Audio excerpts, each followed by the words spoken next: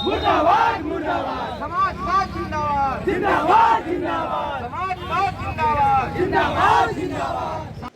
नमस्कार, इस वक्त मैं हूं पटना के डाक बंगला के पास और यहां पर देख रहे हैं कुछ मजदूर लोग हड़ताल को लेकर बैनर लगाए हुए यहाँ पर खड़े हैं और अपना विचार रख रहे हैं। आइए हम जानते हैं यहाँ पर कुछ लोग से कि क्या कारण जो है कि मजदूर लोग क्या नाम हुआ आपका सर? रास बिहारी चौधरी। क्या ये आप जो देशव्यापी मजदूर हड़ताल जो किए हुए हैं किस चीज़ को मांग को लेकर किए? ये मांग को किए हुए हैं कि जिन मजदूरों को जो मजदूर इनकम टैक्स नहीं देते हैं और उनको काम नहीं मिलता है उनको महीना में 7,500 रुपया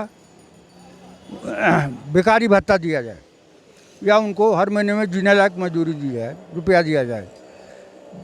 केंद्रीय सरकार ने जो 44 मजदूर वर्ग को कानून अपने संघर्ष से जो हासिल किया था उसको केंद्र की मोदी सरकार जो बिल्कुल मजदूर विरोधी सरकार है उसने सारे कानूनों को ख़त्म करके और मजदूर विरोधी 4 कोड में उसको तब्दील कर दिया, बदल दिया, जिसमें मजदूरों को कोई अधिकार नहीं रह गया है।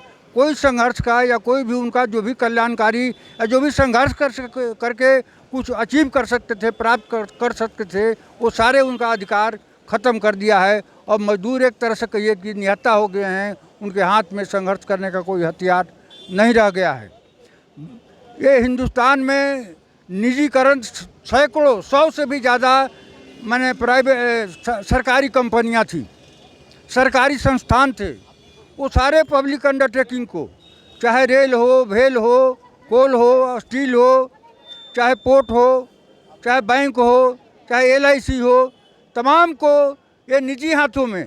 और जो उनके जो निजी जो कैपिटलिस्ट हैं, जो निजी कॉरपोरेट्स हैं इस भाजपा के या मोदी के, नरेंद्र मोदी के, प्रधानमंत्री के, उन लोगों को सस्ते दामों में औने पौने दाम में उनको दिया जा रहा है। और कल गए मजदूरों की हालत इन तमाम पब्लिक अंडरटेकिंग के ख़त्म होने से और कितनी ख़राब हो जाएगी इसको अंदाज नहीं लगाया जा सकता। हिंदुस्तान में इतनी बेरोजगारी है जिसका कोई हिसाब नहीं है।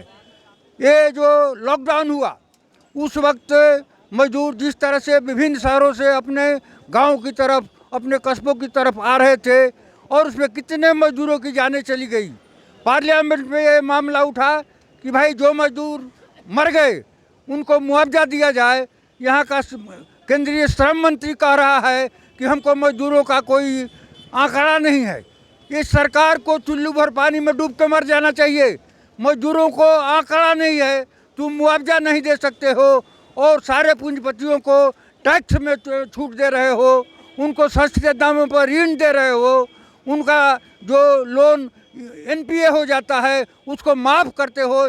इसलिए ये सरकार जो केंद्र में सरकार है खुले रूप से बड़े बड़े पूंजीपतियों के हित में काम कर रही है। इसलिए आज की हड़ताल इन तमाम मुद्दों को लेकर के मजदूर पूरे देश में ये सबसे बड़े संख्या, आज तक जो भी हड़ताल हुई है उसमें सबसे बड़ी संख्या इस आज के हड़ताल में मजदूर आए हैं। 30 करोड़ मजदूर आज की हड़ताल में भाग ले रहे हैं। हर चाहे असंगठित क्षेत्र का मजदूर हो, चाहे संगठित क्षेत्र का मजदूर हो, चाहे निर्माण मजदूर हो। ये हड़ताल मजदूर के लिए कितना फ़ायदेमंद होगा? कितना फ़ायदेमंद होगा और कितना घाटा का सौदा होगा ये बात नहीं है।